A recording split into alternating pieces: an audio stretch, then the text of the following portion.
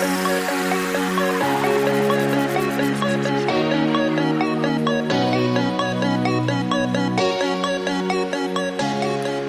удирдах газрын хэрэглэгч дүүждэг халднаас наачлан Дусалгүй подкастыг хэрэглэгч та бүхэндээ цувралаар бэлтгэн хүргэж байна. Подкастраараа дамжуулан байгууллагын үйлчлэгийг та бүхэндээ хүргэж байна. Энэ удаагийн манай зочноор инженерийн бодлогын хэлтсийн техникийн нөхцөл хариуцсан инженер Цэрэнтэлмийг урьж оролцуулаад байна. Бидний ярилцах өнөөдрийн сэдэв төвийн цэвэр бохор усны шугамд холбогдох техникийн нөхцөл авах тухай. За танд энэ өдрийн мэндийг хүргэе. Энэ өдрийн мэнд хүргэе. За техникийн нөхцөлийг авахд хаана ямар бичиг баримт бүрдүүлэх вэ?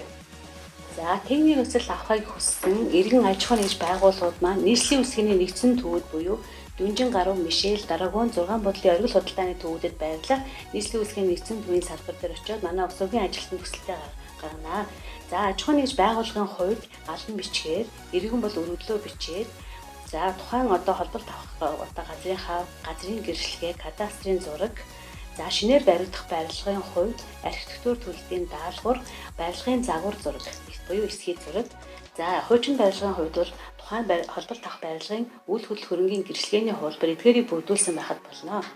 За тэнд бүртгэгдсэн материалууд маань өсвөгийн удирдах газрын техникийн нөхцөл олох комиссийн хурлаар хэлэлцэгдээд техникийн нөхцөл олгох асуудал шийдвэрлэгддэг. Гэр хороолд байгаа айлууд техникийн нөхцөл авч болох уу?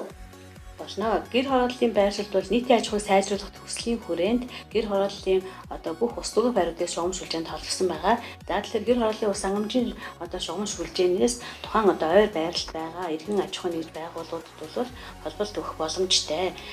За нийслэлээс хэрэгжүүлж байгаа гэр хорооллыг дахин төлөвлөх ажлын хүрээнд өнөөдрийн байдлаар нийтдээ 32 байршил дахин төлөвлөлтийн ажил хийгдэж буюу үргэлжлэн хийгдэхээр төлөвлөгдөж байгаа. Энэ 32 байршлаас бусад бүх хэсгүүдэд бол гэр хорооллын айлуудад холболт өгөх бүрэн боломжтой.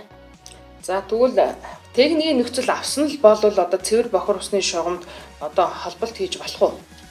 За техникийн нөхцөл маань өөрөө зөвлөмжтэйгээр иргэдэд очиж байгаа. За тухайн зөвлөмжн дээр техникийн нөхцөлд авсан хэрэглэгч маань хаана хийн хандах вэ гэсэн тийм зөвлөмж байж байгаа. За тэгэхээр техникийн нөхцөлөө аваад гар дээр авсныхаа дараа зураг төсөл хийх тусгай зөвшөөрөл бүхий мэргэжлийн байгууллагаар гадна цэвэр бохор усны шугам шүлжээний ажлын зураг хийлгэнэ. За тэгэхээр батлагдсан зургийн дагуу ажиллаа хийгээд яг тэр зөвлөмжөнд заагдсан дагуу аж ахуйн гэрээг хийх хүртэлх бүх процесс шатараал нь бол ямар шатараалаар яваад яаж гэрээ хийх вэ гэдэг бүх зөвлөмж нь бол тэр өгсөн байж байгаа. Тэрнээс тэр дагаалаар явна. За техникийн нөхцөлийн хугацаа нь ямар байд юм бэ? Энэ талаар мэдээлэл өгнө. За техникийн нөхцөл маань өөрөө 2 жилийн хугацаатай олгогддог. 2 жилийн хугацаа дуусны дараа нэг удаа 1 жилээр сонгох боломжтой. За энэ 3 жилийн хугацаанд тухайн иргэн аж ахуйн нэгж байгууллагууд маань гадна цэвэр бохор усны шугамынхаа ажлыг хийгээд манай байгууллагатай гэрээгээ эзэн тохиолдолд техникийн нөхцөл хугацаагүй болж байгаа. За энэ 3 жилийн хугацаанд ажлаа хийж бай бүрэн дуусаагүй эсвэл гэрээ нь хийгдээгүй тохиолдолд техникийн нөхцөл хүчинтэй хугацаа дуусаад техникийн нөхцөл маань хүчингүй болж байгаа. Ийм учраас дахин шинээр техникийн нөхцөл авах шаардлагатай. За техникийн нөхцөлтэй холбоотой нэг мэдээлэл зөвлөгөө мэдээлэл хэрэглэгчтэй та нөхөхгүй.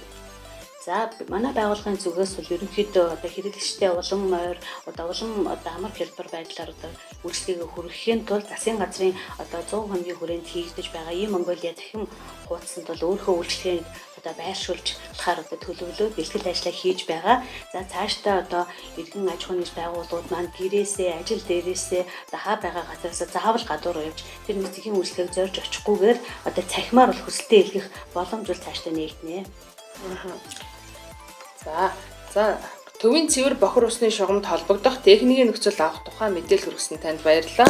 Дусалгүй подкастын 3 дахь дугаар танд хүрлээ. Анхаарал хандуулсанд танд баярлалаа.